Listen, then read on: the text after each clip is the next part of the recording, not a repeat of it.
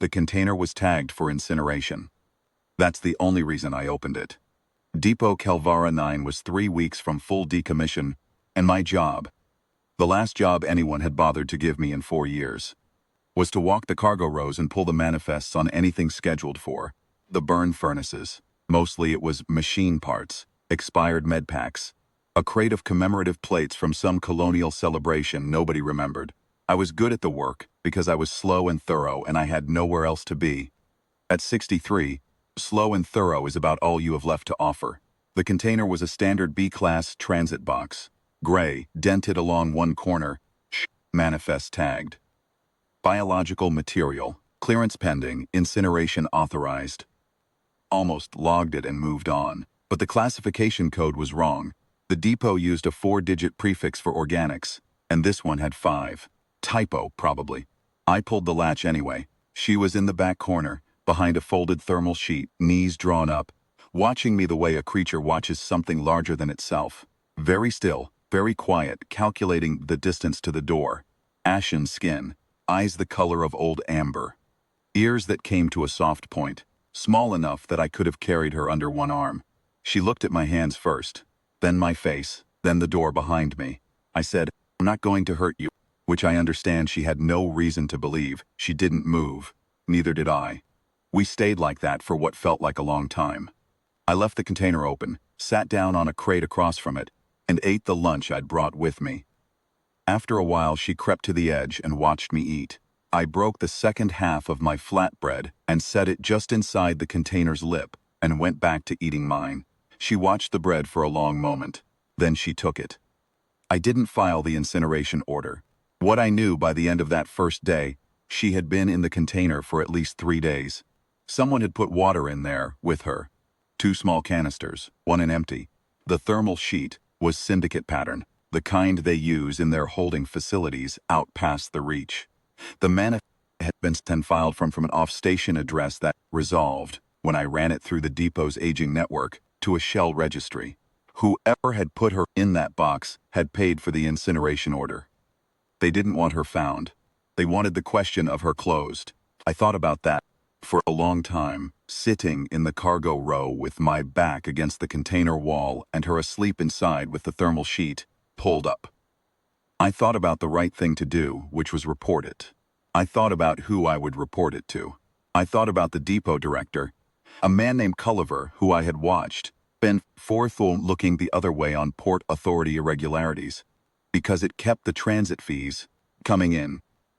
I thought about what biological material clearance pending meant when the clearance had already been purchased.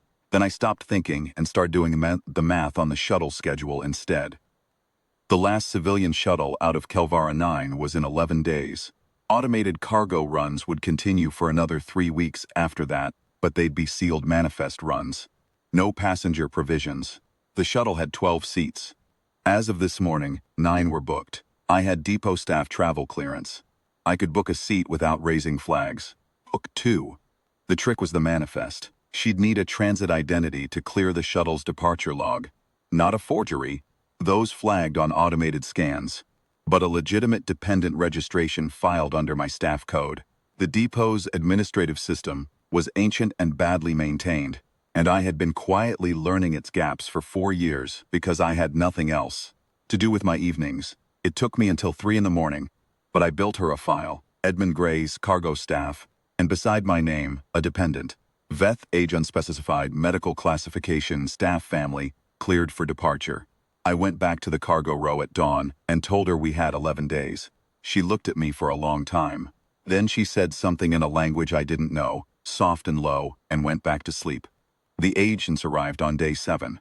2 of them, traveling under Port Authority consultant credentials that were slightly too clean. The kind of credentials that cost money to produce. They were polite to Culliver. They were polite to the dock staff.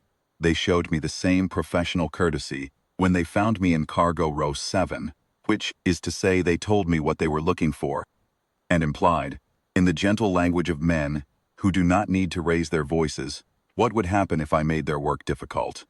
The child, they said, was syndicate property, a biological asset contracted for transport. There had been an administrative irregularity in the holding process. They were here to correct it. I was standing in the corridor outside storage room 14, where she was sleeping. I told them I didn't know what they were talking about. The taller one offered me money, a figure that would have been significant to me 4 years ago, when I still had a mortgage and a wife, and a reason to think about the future. I told him I appreciated the offer. I didn't move. He told me about my pension, about the depot's contract review process, about how staff found to be harboring unregistered biological materials face a range of administrative consequences that he described in some detail. I listened to all of it. I told him that sounded serious. I didn't move. The second agent, shorter, who had been quiet until now, stepped forward and hit me twice, once across the jaw, once in the ribs on the left side, which he must have identified as a prior injury, because it dropped me to one knee. I stayed there for a moment, breathing. Then I got back up. I put my back against the door of storage room 14. They looked at me. I looked at them.